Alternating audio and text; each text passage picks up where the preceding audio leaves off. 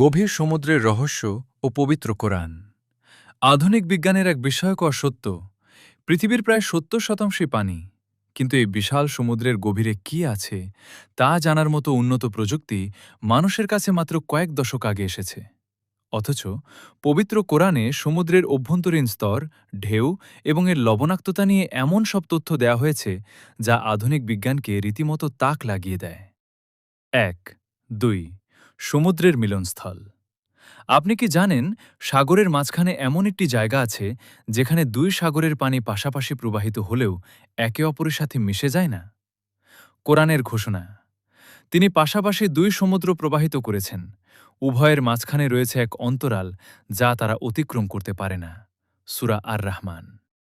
আধুনিক বিজ্ঞান, সমুদ্র বিজ্ঞানীরা আবিষ্কার করেছেন যে বিভিন্ন সাগরের পানির ঘনত্ব, তাপমাত্রা এবং লবণাক্ততা আলাদা হওয়ার কারণে তাদের মিলনস্থলে একটি অদৃশ্য পর্দার মতো তৈরি হয়।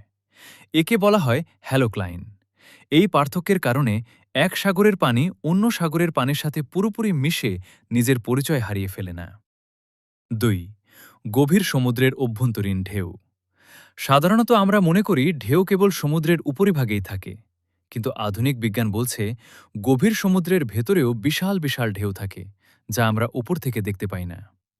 কোরআনের ঘোষণা, গভীর সমুদ্রের অন্ধকারের মতো যাকে একটি ঢেউ ঢেকে দেয়, যার উপরে রয়েছে আবার ঢেউ, তার উপরে রয়েছে মেঘমালা।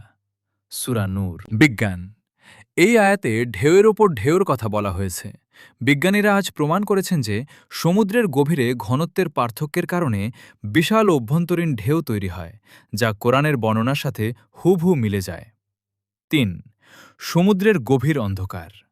সমুদ্রের নিচে ২০০ মিটারের পর থেকে অন্ধকার শুরু হয় এবং ১,০০০ মিটারের নিচে গেলে সেখানে আর কোনো আলো থাকে না। সেখানে এতটাই অন্ধকার যে মানুষ নিজের হাত পর্যন্ত দেখতে পায় না। কোরআনের ঘোষণা, সূরা নূরের সেই আয়াতেই বলা হয়েছে, সেখানে অন্ধকারের ওপর অন্ধকার, কেউ হাত বের করলে তাও দেখতে পায় না। বিস্ময়, সাবমেরিন বা বিশেষ ডুবুরি পোশাক ছাড়া মানুষের পক্ষে সমুদ্রের কয়েক হাজার ফুট নিচে যাওয়া এবং এই অন্ধকার সম্পর্কে জানা ১৪ বছর আগে কোনোভাবেই সম্ভব ছিল না। ৪. নদী ও সমুদ্রের। মোহনা নদীর মিষ্টি পানি যখন সাগরের লোনা পানিতে গিয়ে পড়ে, তখন সেখানেও একটি বিশেষ বিভাজক অঞ্চল তৈরি হয়। কোরআনের ঘোষণা, তিনি দুই সমুদ্রকে সমান্তরালে প্রবাহিত করেছেন, একটি সুপেয় ও মিষ্টি এবং অন্যটি লোনা ও ক্ষারীয়, আর উভয়ের মাঝখানে রেখে দিয়েছেন এক অন্তরাল এবং এক দুর্ভেদ্য প্রতিবন্ধক। সূরা ফুরকান ২৫:৫৩। আধুনিক বিজ্ঞান, একে বলা হয় এস্টুয়ারিয়ান সেপারেশন। জোয়ার ভাটার সময়ও এই বিভাজন রেখাটি মিষ্টি ও লোনা পানিকে সম্পূর্ণ মিশে যাওয়া থেকে রক্ষা করে একটি ভারসাম্য বজায় রাখে। সমুদ্রের গভীরতা, অভ্যন্তরীণ ঢেউ এবং মিষ্টি ও লোনা পানির এই সূক্ষ্ম ভারসাম্য সম্পর্কে তৎকালীন আরবের মানুষের কোনো ধারণা থাকার কথা নয়।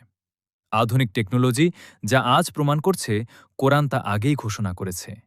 এটিই প্রমাণ করে যে এই কিতাব কোনো মানুষের রচনা নয়, বরং বিশ্বজগতের রবের পক্ষ থেকে আসা চিরন্তন সত্য।